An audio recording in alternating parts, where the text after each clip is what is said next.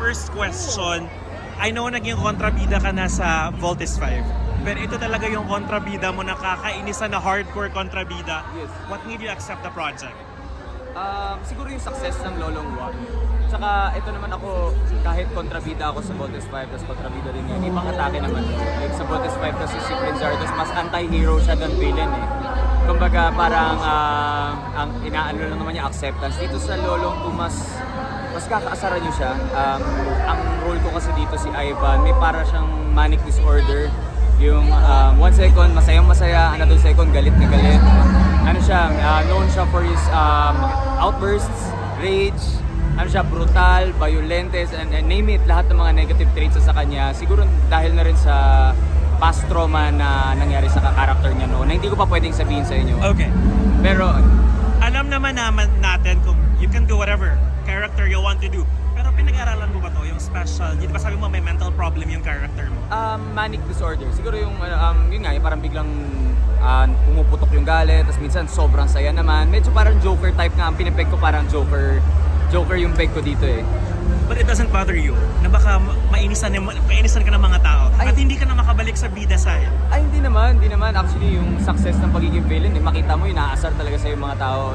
In fact, yung pati physical look ko, iba ko, I know! nagpatubo This ako ng bigote for Lolong 2. Siguro kasi parang feeling ko fit yung pagiging flamboyant, eccentric look ng mustache dito sa character ni Ivan. Yun nga, kasi parang Joker type siya eh. So, gusto kong kakaiba.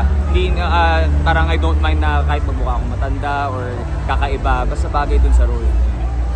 Hindi naman bago sa'yo yung prime time. Pero kakatapos mo lang ng asawa ko, kakatapos mo ng Voltes 5, and then I think you're part also of Sangre. Yes. Okay. And then you're doing Lolong, and then you're doing a stage play. Yes, oo. Ang ganda ng pasok ng 2025 sa'yo. What are your thoughts? Yun nga, ang ganda ng pasok. Magkasabay ngayon, ginagawa yung Lolong. Meron akong ginawang movie, Gabi ng Lagim. Meron akong isang ginawang movie din with Idea First na ipapalabas this year din. And meron akong first time gagawin ngayon yung play. Yeah. Excited ako dahil, yun nga, first time, kabado. Pero para kasing ito yung challenge and fear na kailangan kong harapin eh. Kasi ito pag hindi ko tinanggap yung ganda ng role ng Anino sa Likod ng Buwan, baka magkaroon ako ng regrets in the future. So excited na ako na sa rehearsing stage kami ngayon. On this March, nood kayo, Anino sa Likod ng Buwan, live yan sa PETA stage. Was it audition or ikaw handpick? No, Handpick. nag-audition ako. Nag-audition ako. Okay. Nag-audition pero napila. Yun. Yeah, what made you, di ba alam mo naman yung material? It's not mainstream material. Oo. Iba talaga siya. So, Siguro yung tiwala ko din sa kina Direk June and Direk Percy kasi minessage ako ng Direk Percy na mag-audition ako. Ako kasi anything na gawa nila, alam kong maganda. So, nag-audition ako. Pero hindi ko in-expect na makukuha ko. So, yung nakuha ko, ang unang pumasok, kaya ko ba to? Parang ganun.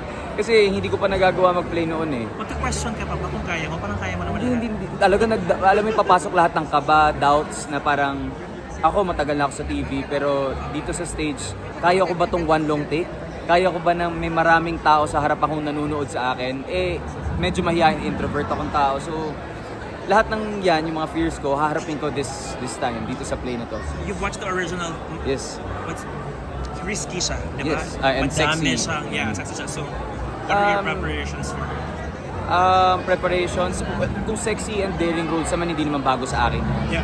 Siguro bago lang sa akin yung, yun nga, may maraming manonood sa akin na tao on stage. Sa stage. And kailangan panoorin ng mga tao to dahil award-winning film to, directed by Jun Lana, na naging directed by Sir Toxo Tapio tong play. And of course, ang mga kasama ko dito si Ross Pesigan and Dolores Panto, mga napakagaling ng mga theater actors.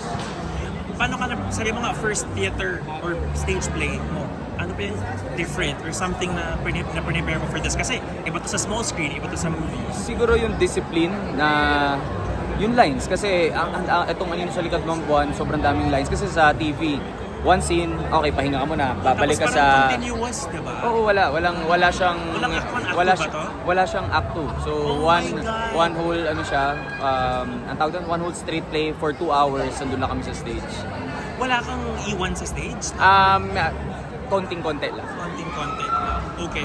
So, di ba, one last question. I remember kasi last time when I interviewed you mga 3 years ago or before the pandemic pa ata, sinabi mo, it doesn't bother you if gaano kalaki or role or gaano kaliit yung role. Tinatanong kita dati if sa tingin mo ba household name ka na and you said ang gusto mo lang maging artist. Gusto ko maging magaling na artista. Yeah, ngayon ang steady ng projects mo, hindi ka nawalan. Sa tingin mo ba masasabi mo na yung trajectory ng career mo is what you really want? Yes, masaya ako. Kaya gusto ko magpasalamat din sa GMA, sa Sparkle. Kasi sila naman yung dahilan kung bakit ganito ka-steady yung career ko. Hindi ako nawawala ng projects, nakukuha ko yung mga roles na gusto ko. Nakakapag-venture ako sa mga bagay na hindi ko pa nararanasan noon like a stage play. So, gusto ko magpasalamat na yun nga, lumalaki yung career ko. And nag-grow ako as an actor. Ayun, congrats Mart! Thank you. Manonood talaga